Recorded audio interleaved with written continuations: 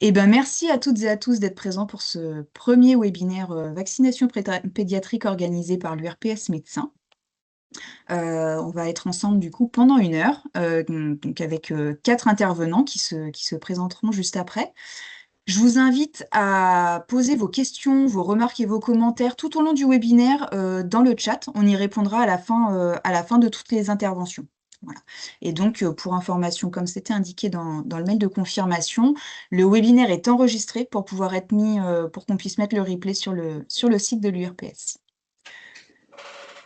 Docteur Saniara, je vous laisse poursuivre. Bonjour à tous. D'abord, on est enchanté. On est plus de 100 inscrits pour ce premier webinaire. Et on va aller assez vite parce qu'on a des cas cliniques très pratico-pratiques et on aimerait bien que vous puissiez en discuter. Un premier cas que je vais présenter et dont l'intervention ensuite de Anne-Sophie Renaud-Baron de l'ARS. Un deuxième cas présenté par Florence Lapica, qui est médecin généraliste, et un troisième cas par le docteur Charles Rodriguez. Moi-même, je suis donc pédiatre et coordinateur du collège 2 de l'URPS. On peut passer peut-être à la suivante. Diapo suivant. Voilà, merci. Alors, pourquoi ce sous-groupe? La vaccination, c'est essentiellement fait par les médecins libéraux, alors que bien sûr, il y a d'autres professions qui peuvent le faire, mais c'est vraiment notre métier au quotidien. Hélas, la couverture vaccinale n'est pas encore suffisante, en particulier pour les méningites, le cas qu'on a pris un petit peu, qui devrait probablement attirer l'attention non seulement des médecins, mais aussi des parents. Et l'URPS, qui n'est pas, je dirais, un organisme de formation, par contre, se prête à faciliter cette formation. Le calendrier vaccinal, fatalement, ça bouge tous les jours et toutes les années. Donc, quand on a fait le tour de table, on s'est aperçu que beaucoup de praticiens s'y perdent et c'est un peu compliqué. Et ensuite, l'URPS se doit, en tant que représentant de la médecine libérale et dans sa grande neutralité, on n'est pas un laboratoire, sont là pour faciliter ce genre d'informations. En tout cas, on le voit bien. En particulier le nouveau tétravalent Méningo, je pense qu'il mérite d'être plus connu, alors que la couverture vaccinale est très bonne chez les bébés, mais sur d'autres vaccins, on est moins bon. Donc, on est tout à votre écoute pour les questions et on va attaquer, si vous voulez bien, chacun des cas cliniques. Alors, premier cas. Suspicion de méningite en boîte de nuit, c'est quelque chose qui s'est passé il y a dernièrement à Lyon. Donc, on va tout de suite dérouler le cas clinique. Alors, c'est un enfant, Noah, qui a 17 ans, qui vient, c'est après un week-end. Il avait passé il dit qu'il a très mal à la tête, puis ensuite, en l'interrogeant, on s'aperçoit qu'il revenait d'une soirée en boîte de nuit et qu'il s'est aperçu et en apprenant sur le réseau, les échanges qu'il a eus sur les WhatsApp, qu'il y avait eu des cas de méningite. Or, il se trouve qu'il avait très mal à la tête. L'examen était complètement rassurant. La suivante. Alors, à votre avis, quelle est la conduite à tenir? Quelle déclaration? À qui? Quel traitement? Alors, je dis que comme on est très nombreux, on va probablement donner rapidement la parole à Anne-Sophie, mais rien n'empêche sur le chat que vous donniez vos réponses ou vos questionnements. Et puis, on interviendra enfin après les 3 cas cliniques et on vous laissera bien sûr largement la réponse. La suite. Alors, je te laisse la parole maintenant pour Anne-Sophie. Je mets mon micro. Merci à tous. Bonjour à tous. Donc, rapidement, je me présente, Anne-Sophie Renaud-Baron. Je suis médecin de santé publique. Je suis responsable du pôle régional de veille sanitaire à la RSARA et je suis chargée de l'investigation des infections invasives à méningocoque. Vous savez que c'est comme ça qu'il faut les appeler quand on parle de méningite. C'est un terme très générique, très général, ou c'est une méningite d'ordre viral, par exemple. Là, on est vraiment sur les infections invasives à méningocoque, même si c'est un peu long à prononcer. Donc depuis 2018, je suis à l'ARS et avant, je gérais les centres de vaccination du département du Rhône dans le cadre du CDHS ce pourquoi voilà, j'ai une appétence particulière pour la thématique de la vaccination pour laquelle je m'intéresse depuis presque une trentaine d'années maintenant. Alors, bien sûr, par rapport au fait que vous avez vu cet enfant qui a de la fièvre, ça ne suffit pas, bien sûr, pour faire le diagnostic d'infection invasive à méningocoque. Après, il y a une raideur de la nuque, il vomit, effectivement des douleurs, des douleurs ménagées, des douleurs crâniennes très, très, très invalidantes. À ce moment-là, eh bien, il faut prévoir une hospitalisation en urgence. Et c'est qu'à partir d'un certain nombre de prélèvements qui seront positifs, sérologie, mais également liquide céphalo-réchidien, qu'on pourra poser le diagnostic d'infection invasive à méningocoque. Le sérogroupe vient quelques jours après, 2-3 jours après, et c'est très important d'avoir ce sérogroupe. Ça peut être un B, ça peut être un Y ou un W, ce sont les sérogroupes les plus importants, sachant que les sérogroupes C ont pratiquement disparu. Pourquoi? Grâce à la vaccination qui est obligatoire pour le méningocoque C depuis 2018. On verra pour les autres, c'est plus récent pour les autres. Alors, l'infection invasive à méningocoque, je parlerai de méningite plus simplement, c'est plus rapide à dire. Ça doit être hospitalisé en urgence, même s'il s'agit d'une suspicion. Et c'est le médecin déclarant, donc ça peut être vous, si vraiment vous en avez fait le diagnostic, mais en général c'est rare, c'est plutôt le médecin hospitalier qui va faire cette déclaration à l'aide d'un document papier qu'on appelle document CERFA, et qu'il va le déclarer donc soit par téléphone, vous avez le numéro de téléphone qui s'affiche, soit sur la balle, et c'est le plus simple quand même, ARS69 alerte arssanté.fr. Pour nous, c'est une urgence que l'on va traiter bien avant une coqueluche, avant une TIAC, avant une GEA, avant une légionellose. C'est vraiment l'urgence, et ce pourquoi d'ailleurs on maintient des astreintes le week-end, c'est entre autres pour que ces cas de méningite soient traités en priorité.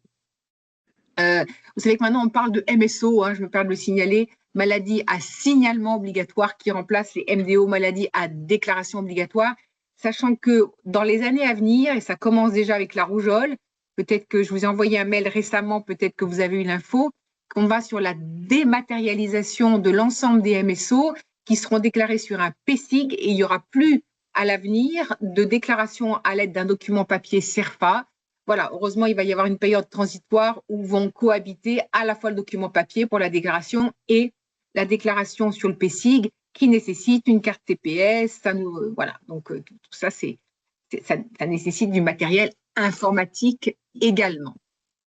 Alors, ce qu'on fait, nous, les équipes que nous faisons en veille sanitaire, il y a des équipes de veille sanitaire dans tous les départements d'Auvergne-Rhône-Alpes. Moi, je suis dans le cadre de la coordination. Et on va lever l'anonymat. On reçoit un document CERFA avec l'initiale du nom de famille, le prénom.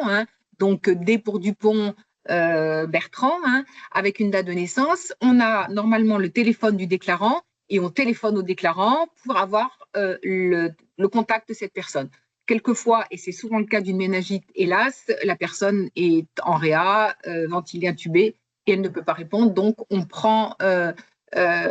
contacte la personne de confiance ou sa famille. On sait bien que lorsqu'il s'agit d'un décès, et ça permet de rappeler que la méningite, c'est 10% de décès, 30% de séquelles. Quand c'est un bébé qui vient de décéder dans une famille, l'interrogatoire est extrêmement délicat, et voilà, et on doit attendre un petit peu que la famille fasse le deuil, mais on ne peut pas attendre trop longtemps, et vous allez comprendre pourquoi tout à l'heure. Alors, l'objectif de notre enquête, c'est très important, c'est de recenser toutes les personnes contacts. J'insiste sur le terme personne contact ou sujet contact, et s'il vous plaît, n'utilisez pas le terme de cas contact, on l'entend un peu trop souvent. Si on parle de cas contact, on assimile ça à un cas confirmé.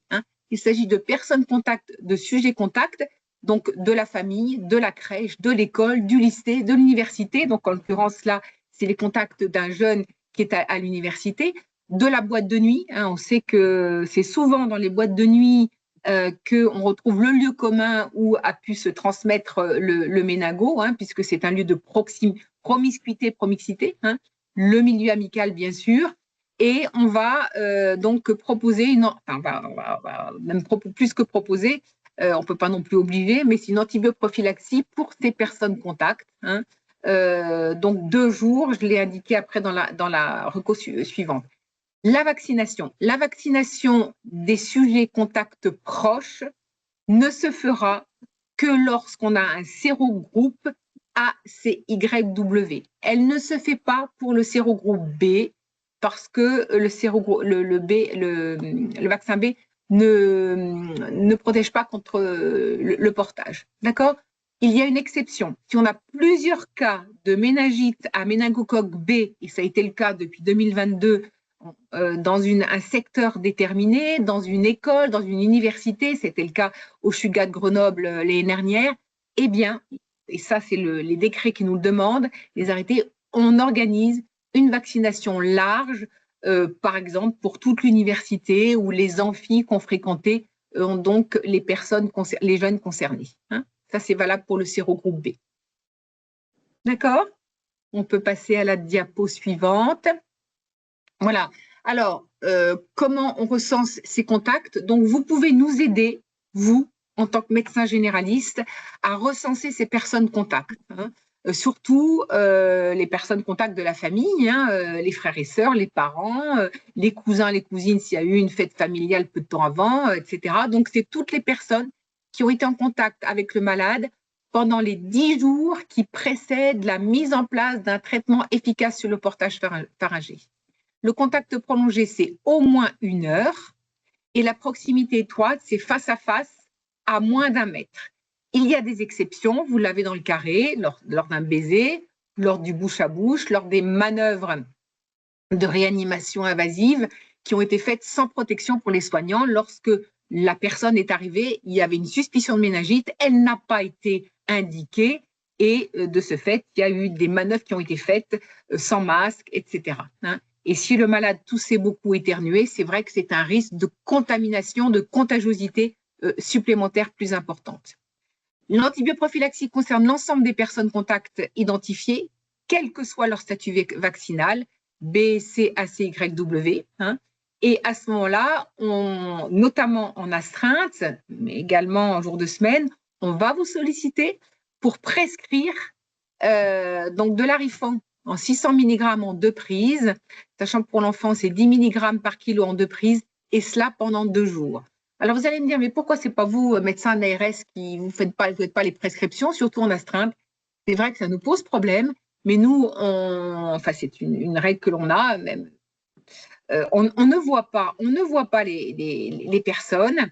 Alors, ça a pu le faire en astreinte lorsqu'on a du mal à trouver des médecins prescripteurs, même si on les envoie dans des CPTS, dans des MSP ou aux urgences, pas non plus l'idéal.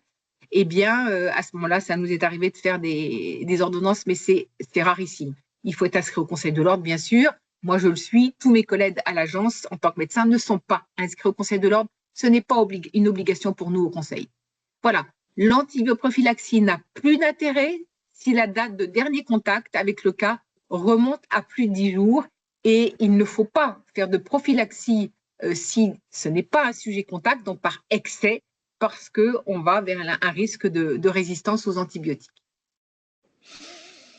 Merci. Les sujets beaucoup. de contact déjà vaccinés, oui, doivent-ils bénéficier d'antibrophylaxie? Oui, quel que soit le statut vaccinal. Ouais, hein. D'accord? Ça, c'est important. Là, il est bien indiqué. Alors, il y avait aussi une autre question, oui. Anne-Sophie.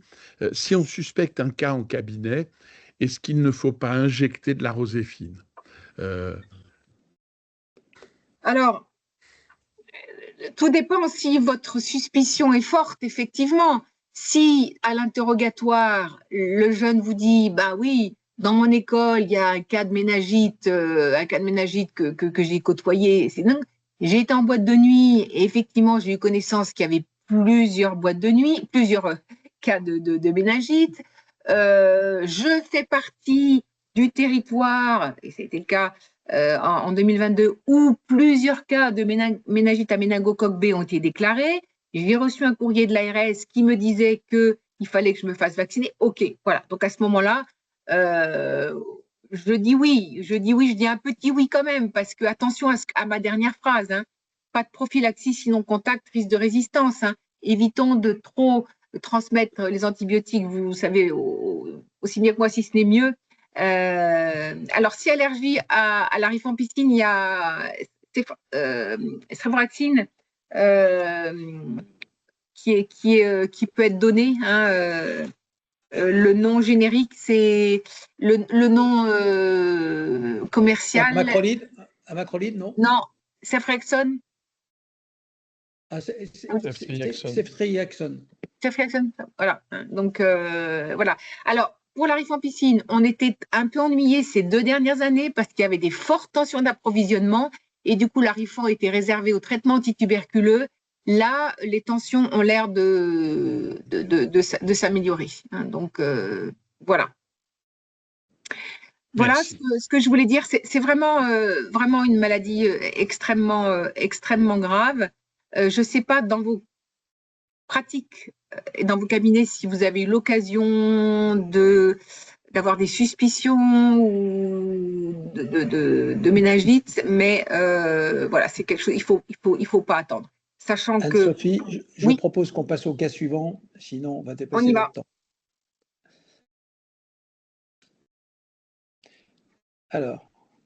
Merci beaucoup. Donc, on va parler maintenant de rattrapage vaccinal, qui nous pose aussi beaucoup de questions en réalité sur le terrain. Donc, moi, je suis Florence Lapica, je suis médecin généraliste installée à Lyon. Et voilà, je fais de la pédiatrie comme vous tous, beaucoup de généralistes en tout cas. J'ai vu un enfant de 6 ans et 1 mois qui consultait pour son rappel de vaccination des 6 ans, tout à fait classique. Seulement après, qu'est-ce que je fais? Est-ce que je repropose d'autres vaccinations puisque cet enfant, il a reçu, selon le calendrier vaccinal, lorsqu'il était petit, les vaccins Infanrix-Hexa, le Prevnar 13, et il avait reçu ces 2 Nesvac pour le méningo-C, il avait reçu ces 2 rougeole oreillon rubéole. Et ensuite, qu'est-ce qu'on fait? Quand est-ce qu'on rattrape? Quand est-ce que finalement ces rattrapages sont remboursés? Cet enfant n'avait pas reçu, bien sûr, le Nimenrix puisqu'il n'existait pas. Il n'avait pas reçu le Bexzero non plus. Donc, il est non vacciné contre le méningo B et le méningo C, bien, il avait eu le Nesvac. Alors maintenant, qu'est-ce qu'on fait finalement? Où est-ce qu'on en est dans les rattrapages comme rattrapage vaccinal? Alors, je vous ai indiqué, je crois, dans la diapo suivante, le calendrier vaccinal 2026. Alors non, là, j'ai commencé, donc voilà, j'ai souhaité vous faire part d'un peu d'épidémiologie. Donc ça, ce sont les données de Santé publique France qui nous sont communiquées régulièrement, 1 à 2 fois par an. Vous le voyez sur… le côté gauche de la diapositive, que durant la crise Covid, c'est-à-dire 2020, 2021, 2022, on n'a eu pratiquement pas de méningite, comme d'ailleurs on n'a pas eu de signaux, mis à part le Covid, ça nous a bien occupés. Hein. Et puis ce qui s'est passé, ce qu'on a observé fin 2022, une augmentation très importante d'infections invasives à méningocoque B et ACYW, sachant qu'on a été encore plus impacté que dans le reste de la France. Hein. Et vous voyez qu'on reste à un niveau élevé en 2025, qui est toujours encore un peu plus élevé à la période avant le Covid, c'est-à-dire avant 2020. Hein. Alors, pourquoi, on peut se poser la question, pourquoi ce rebond, on va dire, en 2022? Eh bien, plus de mesures barrières, hein, fin 2022. Il faut dire aussi que le confinement, le respect des mesures barrières durant la crise Covid a limité la circulation des virus et des bactéries, nous rendant quelque part plus fragiles à la fin de la crise Covid. On a eu également une grosse épidémie de grippe précoce en 2022 qui a également aussi fragilisé les organismes, les rendant plus fragiles aux contaminations, notamment aux infections invasives à méningocoque. Hein.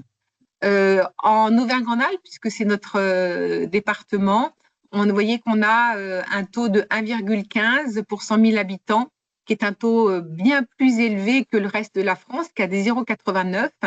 c'est un taux régional supérieur au reste de la France pour la 4e année consécutive. Alors, on peut s'interroger pourquoi on a plus de cas de méningo en ARA que dans le reste de la France. Bon, brassage de population, voilà, donc essentiellement, voilà. Donc voilà ce que je voulais pour vous expliquer un petit peu, et c'est très, très important de bien comprendre cette épidémiologie, cette recrudescence des cas de méningo, parce que c'est ce paysage épidémio qui a fait toutes les nouvelles recos et obligations concernant les infections invasives méningocoque B, donc les vaccins contre le B, le ACYW, hein, donc qui sont récentes, hein, ça date de 2025. Donc cette recrudescence a fait bouger les recos et les obligations du calendrier vaccinal à partir de 2025. Nouvelle diapo. Alors, vous voyez les couvertures vaccinales en ARA pour le ACYW, hein, donc vous dire qu'elle est obligatoire, cette vaccination, depuis 2025, donc c'est quelque chose de récent, hein, et vous voyez qu'on a des couvertures vaccinales qui sont en Auvergne-Rhône-Alpes équivalente à celle de la France, avec des départements qui ont des meilleures couvertures, comme le Rhône, la Savoie, la Haute-Savoie, hein, la Loire, la Haute-Loire, et puis toujours Drôme, Ardèche, qui sont, je dirais, à la traîne. Hein. Vous savez que ce sont 2 départements où on observe particulièrement une mauvaise couverture vaccinale. En région parisienne, est-ce que c'est pareil qu'en ARA? On pourra y répondre tout à l'heure. On y répondra tout à l'heure. Deuxième tableau qui concerne les méningocoques B. Alors, vous savez que le méningocoque B, il est devenu recommandé depuis 2022 et obligatoire depuis 2025, comme le ACYW, donc depuis 1 an au final. Hein. Donc là, on a des couvertures vaccinales qui sont moins bonnes que le ACYW. Hein. En Auvergne-Rhône-Alpes, on est même en deçà du reste de la France, hein, avec 71,8, 119,5 pour 2024, et on s'améliore en 2025 avec 97,1, et 2 doses plus un rappel à 21 mois, 65,7%, hein, avec là toujours les mêmes départements qui sont mieux vaccinés, et Drôme, Ardèche qui reste toujours mauvais. Voilà. Alors, le calendrier vaccinal, vous voyez, moi je l'ai toujours sur mon bureau, hein, la carte postale. Vous pouvez la commander sur le site de Santé publique France, mais vous pouvez également la télécharger. Moi je trouve, alors, cette carte postale 2026, elle a pratiquement pas bougé par rapport à celle de 2025, en tout cas le recto. Par contre, le verso a changé par rapport à l'HPV, hein, puisque maintenant, on peut vacciner jusqu'à 26 ans révolus, filles et garçons. Hein, et puis également par rapport au méningocoque B, avec le rattrapage qui est possible entre 15 et 24 ans. Alors, vous la connaissez par cœur, hein, cette carte postale. En grisé, vous avez toutes les vaccinations obligatoires, et autrement, toutes les autres vaccinations. Je voudrais dire un petit peu, en faisant écho à l'introduction de Jean Staniera, que depuis 2013, la DGS, l'HAS, la CTV ont eu ce souci de moins bouleverser, je dirais, le calendrier vaccinal. Et c'est vrai que depuis maintenant plus de 13 ans, on a un calendrier vaccinal qui est relativement stable, qui a moins bougé, mis à part de nouvelles obligations qui sont apparues en 2025, le ACYW et le B, hein, mais le Zona également, hein, qui est recommandé pour les plus de 65 ans, avec 2 doses. Mais je dirais que c'est pour permettre justement, notamment aux médecins généralistes, de s'y retrouver. Vous vous souvenez, pour ceux qui ont connu avant 2013, on avait des vaccins tous les 10 ans, les rappels de diphtérie, tétanos, polycoqueluche. Maintenant, c'est tous les 20 ans à âge fixe, hein, donc 25, 45, 65. Et à partir de 65 ans, on est sur tous les 10 ans, puisque l'immunité diminue à partir de 65 ans, 65, 75, 85, etc. D'accord? Vous dire également, pour ceux qui s'intéressent aux seniors, même si ce n'est pas le sujet du jour, il y a une carte postale spécifique aussi qui a été éditée depuis l'année dernière, une carte postale spécifique vaccination du senior. Hein. Donc, alors, elle reste sur 2025, elle n'a pas bougé, donc vous ne trouverez pas de nouvelle édition 2026. Et il y a une carte postale aussi spéciale vaccination femmes enceintes. Je vous invite également pour vous, je pense que ça peut être important dans votre pratique de la télécharger. Elle n'est pas disponible en carton comme ça, en carte postale, lorsque vous la commandez. Voilà, donc si on reprend le méningocoque B, qui est devenu obligatoire depuis 2025, hein, vous voyez 3 injections, 3 mois, 5 mois, 12 mois. Le ACYW, donc, qui est venu remplacer le méningocoque C, qui était obligatoire depuis 2018, hein, qui faisait partie des 11 vaccinations obligatoires. Donc, vaccin à 6 mois et à 12 mois. Le ROR, toujours 2 doses. Très important, c'est 2 doses de rougeole. On s'aperçoit, on a des épidémies de rougeole depuis 2023, là aussi, peu après la crise Covid. Pourquoi? Parce qu'on a des enfants qui sont ou soit pas vaccinés, c'est le cas en Drôme-Ardèche, soit mal vaccinés, incomplètement vaccinés. Ils n'ont pas reçu leurs 2 doses de vaccin rougeole. Et c'est très important que toutes les personnes qui sont nées après 80 aient reçu ces 2 doses de vaccin rougeole. Hein, je me permets de faire une aparté. On considère que toutes les personnes qui sont nées avant 80, la rougeole circulait beaucoup. Donc, à ce moment-là, une seule dose de vaccination rougeole peut suffire. Sauf que nous sommes tous des professionnels de santé et que pour nous, c'est 2 doses, qu'on soit né avant ou après 80. Voilà. Donc ça, c'était une petite aparté pour la rougeole parce que je pense que… Alors, on passe au… Oui, parce que le temps passe. Oui, le temps passe. Numéro 3, voilà. Charles-Henri. On va donc passer au cas numéro 3. Il n'est pas question de stigmatiser n'importe quel département, naturellement, hein, mais c'est important pour nous de se dire qu'il faut peut-être qu'on vérifie un petit peu en fonction de l'accès aux soins de tous, que tout le monde soit à jour. Donc, on va terminer par une chose assez simple. En fait, je suis médecin généraliste à Sainte-Foy-les-Lyons depuis une bonne paire d'années. Et là, je voulais juste qu'on parle un peu du refus vaccinal.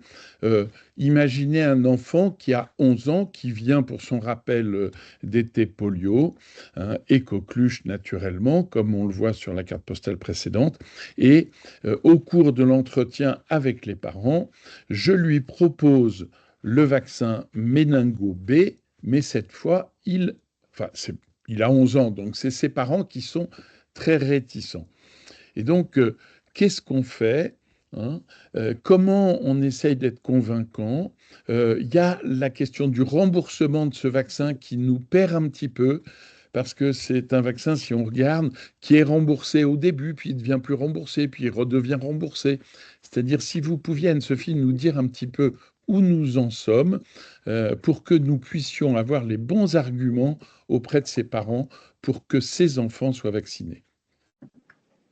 Oui, je reconnais, c'est pas de mon fait parce que j'ai beaucoup sollicité la DGS à propos justement de ce méningocoque B. Merci pour la diapo suivante, Adeline.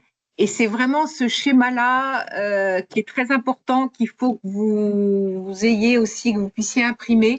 Hein, vous avez donc à la verticale les 2 vaccins ACYW et le vaccin méningocoque B. Vous avez l'obligation et la recommandation. Alors, ACYW, c'est plus simple, hein, on l'a vu tout à l'heure, il y a 2 doses de vaccins qui se font à 6 mois et à 12 mois, hein, donc le rappel à 12 mois. En rattrapage, on va faire qu'une seule dose, d'accord?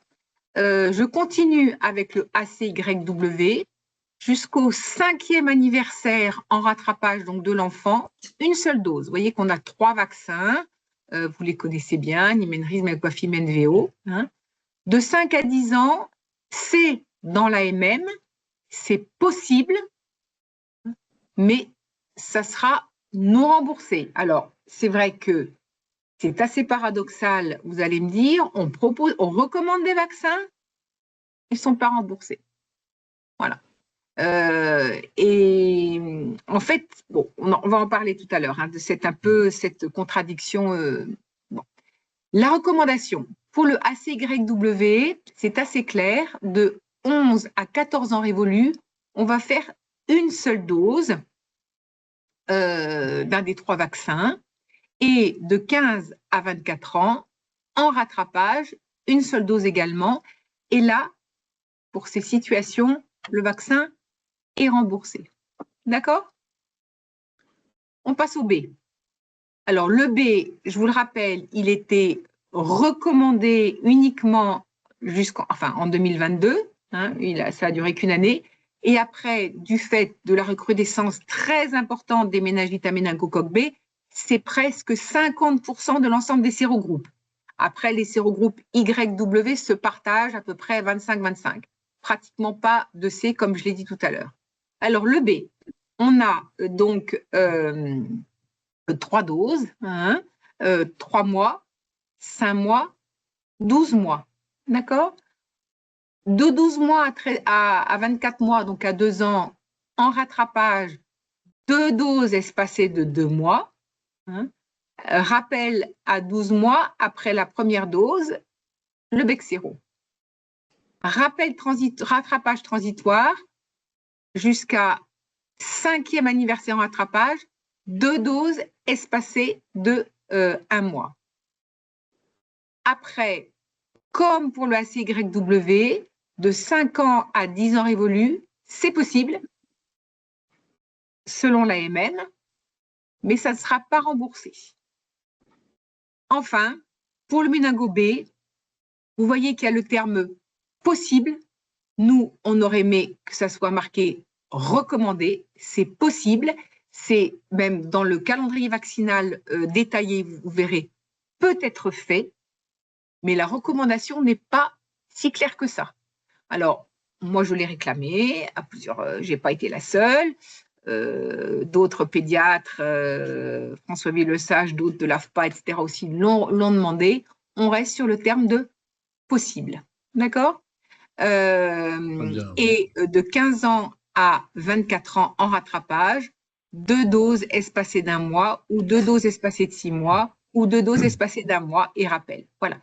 C'est pas très simple, je vous l'accorde. Donc, je pense que ça, vous ne pouvez pas le savoir par cœur, sauf les obligations. Mais pour les recos, vraiment, il faut que vous ayez ce schéma, que vous imprimiez et que vous l'ayez sur votre bureau, comme pour la carte postale. Parce que merci beaucoup, Anne-Sophie. On va se poser un petit peu là-dessus. Non, on va vous laisser. On reviendra sur des questions dans le chat. On a en fait des cas pratiques auxquels on répondra au cas par cas. Hein. Je vois, est-ce qu'on fait le rappel là? Mais là, on va continuer avec un petit peu des textes. Qu'est-ce que c'est que ce refus vaccinal? Qu'est-ce qu'on peut faire? Que dit la loi pour que nous soyons assez tranquilles? Et si vous pouvez nous rappeler ça, c'est bien. Et ensuite, on finira par des questions très ponctuelles.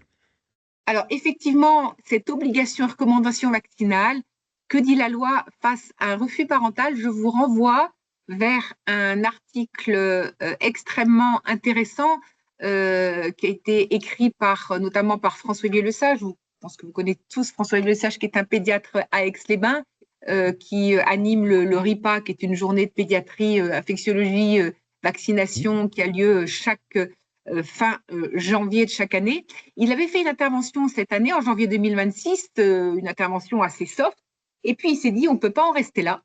Donc, il a écrit un article, je l'ai aidé à le compléter avec des juristes de la DGS, et je vous renvoie cet article qui est paru dans Pédiatrie ambulatoire, ça date de mars 2026, donc vous voyez, c'est tout à fait récent. Vous le trouverez très facilement sur le net. Hein.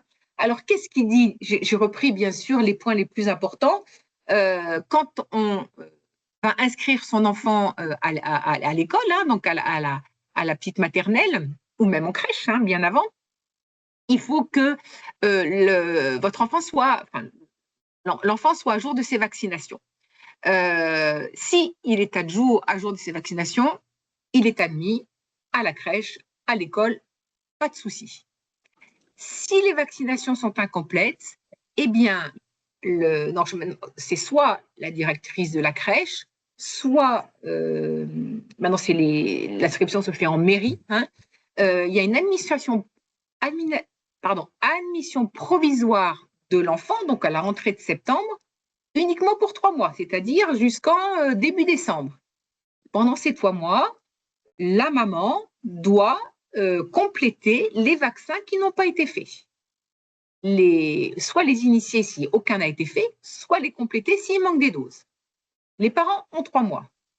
Si au bout de 3 mois, ces vaccins ne sont pas faits, le responsable de l'établissement a tout à fait le droit, c'est même une forte recommandation pour ne pas mettre en difficulté, en danger la santé des autres enfants, eh bien, d'exclure l'enfant de la crèche ou de l'école. Donc ça, voilà, donc on s'appuie... C'est pour nous, en fait, ce qu'on va retenir en médecine générale, c'est la personne qui nous dit non, en fait, on va lui expliquer qu'il n'est pas à jour.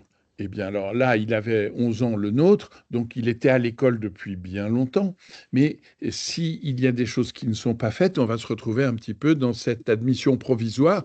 Mais il a 3 mois pour se mettre en règle. Et il y a des autorités qui peuvent, non pas le virer de l'école, mais enfin pas loin, quoi. Rappeler la loi et ensuite la famille va faire ce qu'il faut. Hein. Donc ça, c'était une chose importante. Et puis, vous vouliez aussi nous donner quelques dates avec la diapo suivante. Voilà. Hein. Voilà. Alors, je vous le rappelle, bien sûr, 11 vaccins obligatoires depuis 2018. Hein. Depuis 2025, on en a un de plus simplement parce que le ACYW remplace le C. On a donc le méningocoque B, hein, pour tous les enfants nés depuis le 1er janvier 2023, donc à ce jour, qui ont 3 ans et demi. S'il y a un refus parental, ça expose à des sanctions pénales, hein, jusqu'à 2 ans de prison et 30 000 € d'amende. Et comme vous le disiez, exclusion de l'enfant qui est possible. Donc vous avez vraiment un rôle extrêmement important à jouer d'information, de sensibilisation des familles, bien sûr traçabilité des vaccins et des actes, et puis signalement, si nécessaire, à l'école, si il y a refus des parents ou si l'enfant n'est pas à jour ou s'il y a un désaccord parental. Et c'est vrai que la situation se complique quand on est sur des séparations de parents où l'un est d'accord, l'autre ne l'est pas. Normalement, il faut l'autorisation parentale des deux parents. J'insiste beaucoup. Si c'est un parent qui se permet de vacciner son enfant, l'autre parent n'était pas d'accord, eh bien, celui qui l'a fait sans l'autorisation de l'autre, eh bien, c'est compliqué. Il y a des conséquences. Voilà. Mais heureusement, ce n'est pas une situation si fréquente que ça. On a besoin d'avoir des arguments assez forts. Et là, vous nous les avez donnés. Hein, 2 ans d'emprisonnement, 30 000 € d'amende. Il y a de quoi faire réfléchir les gens. Ensuite, notre activité, en fait, c'est surtout ce que je voulais qu'on retienne, c'est qu'il y a un cadre, qu'on peut expliquer aux parents la difficulté, et après, c'est notre rôle de médecin de famille, hein, que de gérer un peu les trucs impossibles. Vous le dites, un est pour, l'autre est contre, l'enfant est au milieu, qu'est-ce qu'on fait? Ben, on prend le temps de réfléchir, éventuellement on voit avec vous à l'ARS, on voit avec son correspondant pédiatre, enfin, on réfléchit. Hein, mais le cadre, il est là. Et peut-être, avant de répondre à toutes ces questions, on pourrait continuer avec ce qui se passe en aura. Hein. Il y a une diapo pour ça, pour nous dire un petit peu où nous en sommes, parce que finalement, on n'est pas si mauvais que ça quand même, rassurez-nous. Oui, on est passé. Alors, je découvre la diapositive en même temps que vous, donc c'est des couvertures vaccinales de 2024 et 2025, essentiellement 2025. Hein. 2025, le méningo ACYW est obligatoire. Donc, première dose 90%, c'est bien. Né en 2024, moins bien 82%, mais on comprend pourquoi. Adolescent, alors, après, les couvertures vaccinales à l'adolescence, eh ben, comme ce ne sont que des recommandations, on a des couvertures vaccinales assez basses. Hein. Et puis, c'est des approximations parce que, voilà, vous avez pris sur le bulletin de la sève qu'on a reçu en avril 2026. Voilà. Alors, quelque chose d'assez favorable, hein, c'est de positif, c'est quand même que les 18-25 ans, à 87%, se déclarent favorables à la vaccination en général. Donc finalement, c'est pas les parents ou les plus âgés, c'est les plus âgés qui sont plutôt réfractaires à la vaccination et pas nos jeunes. Voilà. Bon, ça veut dire qu'on a encore pas mal de travail à faire, hein. Je rappelle que ce petit séminaire est en replay, hein, sur le site de l'URPS d'ici quelques jours et que ça vous permettra à toutes et tous, hein, de revoir un peu. Maintenant, ce qu'on pourrait faire, Anne-Sophie, c'est est-ce que vous pourriez nous aider à répondre aux questions qu'on a vues dans le chat? Donc moi, je vais revenir sur ce patient qui est venu en disant « j'ai été en contact ». Est-ce que je lui fais de la roséfine, oui ou non, avant de l'envoyer aux urgences? Hein? Moi, je dirais non parce que, enfin bon, sauf si vous avez, la suspicion est très forte, hein, mais ça, Oui, c'est ça. je pense que Mais il faut d'accord, qu'il y ait on des est signes d'accord. cliniques, c'est-à-dire il a Voilà, mal à la tête, il vomit, il n'est pas bien. Là, voilà. effectivement, on va faire comme on a appris, hein. C'est quelqu'un qui n'est pas bien et donc on va faire une couverture, mais il faut vraiment qu'on soit certain de nous. Alors après, Il y a beaucoup de dans le questions chat, sur le calendrier, beaucoup de oui, questions sur le tableau là, du calendrier vaccinal. Je ne sais pas, oui, sur notamment la durée de protection du vaccin ACYW et le B. Est-ce que c'est cela qui explique le fait que ce ne soit pas remboursé en fait dans les âges intermédiaires 5-10 ans? C'est le Puisqu'il y a B, plusieurs c'est le questions B, qui se regroupent et qui sont un peu liées à ça. c'est le B qui a une protection qui est courte. Le B, il a une protection qui serait que de 5 ans. D'accord? Le d'accord. Donc, ACYW, il est plus important, je ne peux pas vous répondre et je ne sais pas qui pourrait vous répondre. On a une certitude, plus certitude sur le B, le ACYW, c'est plus long, mais je ne peux pas vous dire. Juste, la dernière question de Dominique Jaillet, oui, je confirme, effectivement, je voulais le dire à un moment donné, et puis on est pris par le temps. Un purpura fulminant, c'est un signe de gravité de la méningite. C'est clair que là, c'est une méningite. Hein, le purpura fulminant, c'est quelquefois, malheureusement, même assez tard, et on sait que les risques de décès à ce moment-là sont importants. On revient au calendrier vaccinal, si vous voulez. Est-ce qu'on peut faire le B et la CW en même temps? Oui, oui, Aucun problème. en respectant un vaccin, on peut en faire 3. On peut en faire 3. Hein. Regardez à l'école, hein, on fait le HPV, ACYW, et il y a aussi des possibilités de compléter les vaccinations ROR des TP-coques. Hein. Donc, on en fait un dans chaque bras, un dans la cuisse, voilà, même 2 dans chaque bras, c'est pas un souci. Et si on veut en décaler un à 12 mois, justement, puisqu'il y en a 3, et c'est vrai que des fois, à 12 mois, si on veut en faire que 2, parce que c'est plus facile à faire comprendre aux parents, si on veut en décaler un, est-ce qu'il y a une recommandation d'en décaler un plus que l'autre entre les 3 qui sont à 12 mois? Je ne peux pas vous répondre. Non, je ne pense pas. Là, je ne pourrais pas vous répondre. Non, je ne voudrais pas vous répondre. On est bien d'accord. C'est pas scientifiquement démontré qu'on peut en décaler un plus que l'autre. On fait comme on peut. Non, là non. On est bien d'accord que refus de l'école, refus d'une collectivité, il s'agit que des vaccins de la petite enfance. Tous les rappels de vaccination ne sont pas obligatoires. Hein. Ça, c'est une question qu'on nous pose souvent. Oui. Les rappels, par exemple, de DTP-coque, diphtérie d'asbolocoqueluche, qu'on fait un rappel à 6 ans et à 11-13 ans, il n'est pas obligatoire. Simplement, si le gamin doit partir en colonie, en classe verte, et si le médecin scolaire ou la directrice voit qu'il n'y a pas ces rappels, elle peut très bien faire une reco interne à l'établissement en disant « Moi, tous ceux qui n'ont pas le rappel, je ne les prends pas dans ce séjour. » D'accord ? Voilà. Ça, c'est très important parce qu'on a pas mal de questions. Justement, un enfant de 11 ans qui ne se vaccine pas de la méningo B, en fait, c'est une reco. Il sera exclu de rien du tout, sauf règlement particulier. Et on voit des crèches, on voit des organisations, quand on part en colonie, avec un espèce de règlement intérieur où on dit « moi, je vous le prends si ». Et là, effectivement, c'est pas la loi. Mais on peut peut-être expliquer aux parents que si l'organisation demande, l'enfant ne sera pas pris s'il ne le fait pas. Ce qui permet de sortir un peu de cette espèce de discours très légaliste. Hein, voilà. Et ça répondra aux questions qu'on a dans le chat. Hein, voilà.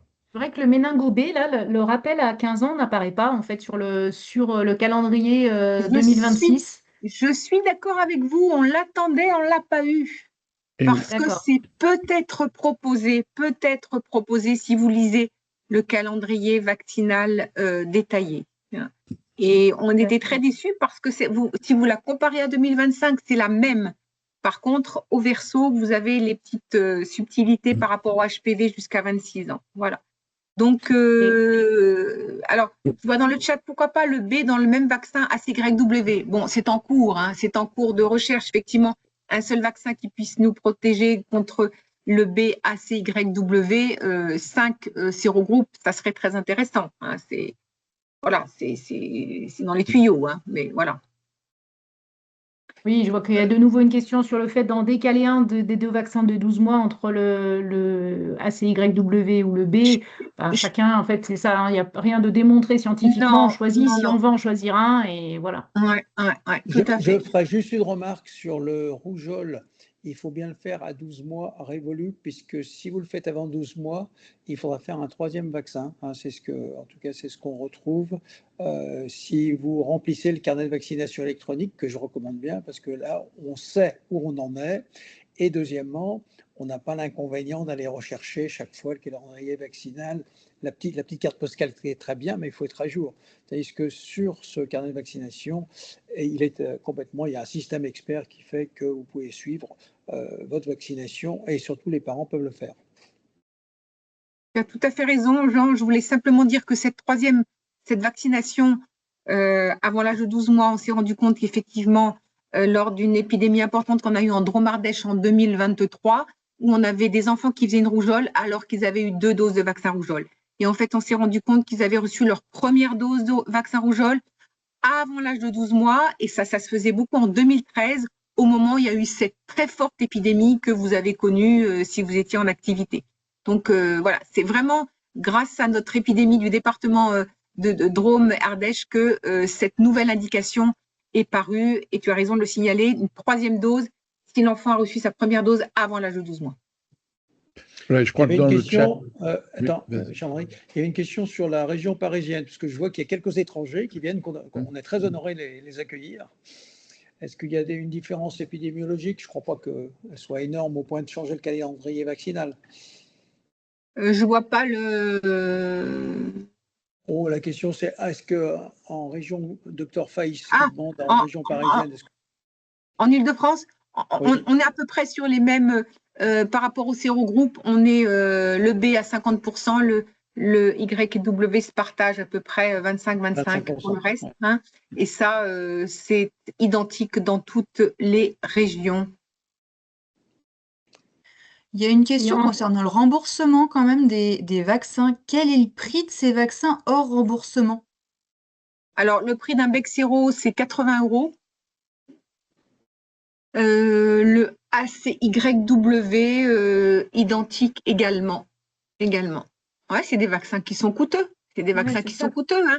Donc, quand vous n'êtes pas dans la reco ou dans la tranche d'âge qu'il faut faire, moi, j'ai pas mal de collègues qui viennent me voir, qui me disent mon enfant n'est pas, mais je veux le faire vacciner. Je dis tu le vaccines, mais tu paieras le vaccin. Il me dit pas de problème, je préfère qu'il soit vacciné. Donc, voilà. Bon. Donc, le cas clinique sur l'enfant qui a 6 ans, on propose pas, en tout cas, il n'y aura pas de vaccin remboursé et on fera des rattrapages vaccinaux à partir de 11 ans. Voilà. On n'en fait pas avant, en tout cas. Exactement pour le cas que vous avez proposé. Tout à fait. Alors, après, là, c'est un peu du pratico-pratique, mais j'ai rarement entendu des parents me dire que le vaccin ne leur a pas été remboursé. J'en viens même à me demander si de temps en temps, certains vaccins qui ne devraient pas l'être le sont. Voilà, alors c'est très empirique, mais voilà. Donc, en fait, je pense que ce qu'il faut qu'on soit, il faut qu'on soit très convaincant. Et il y a pas mal de petites questions qui disent, est-ce que j'en fais 3? Est-ce que j'en fais 2? En fait, c'est un dialogue avec les parents. Effectivement, si 3, ça fait beaucoup à 12 mois, comme de toute façon, vous avez de grandes chances de continuer à le surveiller, bon, ça veut dire qu'on va en décaler un à 13 mois. Est-ce si grave que ça? Je pense qu'il faut être assez souple avec ce calendrier. Ce qui est obligatoire, c'est bien encadré en bleu. Et à partir de là, on s'adapte pour que le maximum de doses soit fait. On glisse un petit rattrapage s'il faut. Si on peut faire dans certains départements un petit effort, eh ben, il faut le faire, hein. Et voilà. Et je pense que globalement, voilà. Alors il y a la question NR ou pas NR. Bon, hein, euh, je pense que ça, c'est un peu, Florence parlera avec moi, mais c'est le syndicaliste qui va parler. Si la Caisse s'amuse à attraper des prescripteurs qui n'ont pas mis NR pour un vaccin, je vous promets que nous serons tous là pour vous accompagner et dire à la Caisse qu'elle exagère un peu. Mais réglementairement, effectivement, une prescription hors AMM doit être suivie de la mention NR. Mais bon, après, on vous promet, on vous défendra. Il y avait une question sur le méningo B. C'est vrai que s'il ne protège que pendant 4-5 ans, est-ce qu'il ne faut pas que l'on se dise qu'on aura à revacciner les actuels bébés quand ils seront adolescents, quoi? Parce qu'effectivement, peut-être bien que ils ne seront plus protégés quand ils seront à leur adolescence. Je suis d'accord, mais actuellement, ça ne fait pas partie de ce que l'on dit, hein, mais Ouais. bon. Donc On il verra. faut suivre le prochain calendrier simplifié de 2031. Peut-être qu'on le verra apparaître. Voilà. Mais, C'est trop tôt, là. C'est trop ouais. tôt. Mais ce que j'ai retenu, Anne-Sophie, c'est que vous aviez le carnet, enfin la petite carte postale, que vous lisiez le recto et le verso. Hein, ça me rassure beaucoup parce que ça nous arrive souvent, nous, en médecine de ville. Et puis, en plus, vous aviez pour les seniors, j'ai beaucoup aimé votre appellation senior, un calendrier simplifié un peu spécifique qu'on trouve sur le site de Santé publique France. Hein. Allez le chercher, demandez à vos assistantes d'y aller. Et je crois que c'est très, très important. Je pense qu'on est à peu près bon au niveau timing, puisqu'il est 13h25. Je pourrais peut-être donner Est-ce que la prévalence est la même en Île-de-France ou est-ce que c'est nous qui sommes mauvais en aura? Non, hein, je ne crois pas. Vous voulez dire par rapport au méningo, on est quand même une région. Alors, je ne connais pas l'épidémie très, très précisément de l'Île-de-France, mais on est quand même une des régions les plus impactées. Je crois qu'on est pratiquement équivalent à l'Île-de-France ou peut-être supérieur en termes de nombre de méningos, de méningites. Si vous le permettez, en guise un peu de conclusion, je reprendrai parce qu'on a été interrogé. Il y a une mission ministérielle qui fait le tour de tout ce qui est vaccination en termes de prévention. Et nous, on a été interrogé URPS et on a rappelé tous les freins qui sont, on vient d'en parler, la complexité des règles de remboursement, la variabilité du calendrier vaccinal, mais on voit bien, c'est normal, ça évolue. Et puis la labilité du discours, effectivement, il n'est pas toujours neutre et il y a beaucoup d'intervenants. Et c'est pour ça que l'URPS, qui a toute neutralité, au moins se doit et avec l'ARS aujourd'hui, de transmettre une information, je dirais, neutre. Et puis le problème en médecine libérale, eh ben, c'est le peu de temps pour l'éducation à la santé. On demande une véritable consultation de prévention. Et puis enfin, la traçabilité de la vaccination. Parfois, les vaccinations sont faites par d'autres professionnels de santé et on ne la retrouve pas toujours dans le carnet de vaccination. Ce qui fonctionne bien, ben, c'est l'obligation. Ça a été bien rappelé depuis qu'il y a 11 vaccins obligatoires. Tout ce qui est éducation à la santé, et puis probablement bien utiliser les outils qu'on a, en particulier le carnet de vaccination électronique, qui va effectivement se rattacher au DMP et permettre, je dirais, d'avoir au moins un vrai suivi vaccinal. Alors, on a été un petit peu dur peut-être avec la Drôme-Ardèche, mais c'est vrai que si on ne pointe pas ces zones un petit peu où il y a des déserts vaccinaux, si j'ose dire, eh bien, on ne peut pas non plus être complice de cette situation et faire tout pour convaincre les parents que nos enfants soient protégés. Voilà un petit peu. Juste une question encore qui est revenue, puisque c'est exactement. Oui. Il y avait, si on vaccine le bec 0 à 11 ans, est-ce qu'il faut refaire un rappel à 17 ans? Non. On vaccine, on fait un rappel une fois après 11 ans. Oui. De toute façon, Pour toutes ces revenir données à la peuvent... Dromardèche, je voulais simplement dire qu'il y avait, hélas, pour pas dire pas mal de médecins complaisants qui font des faux certificats. Voilà, c'est tout. Ouais. Voilà, Et c'est du coup, l'occasion.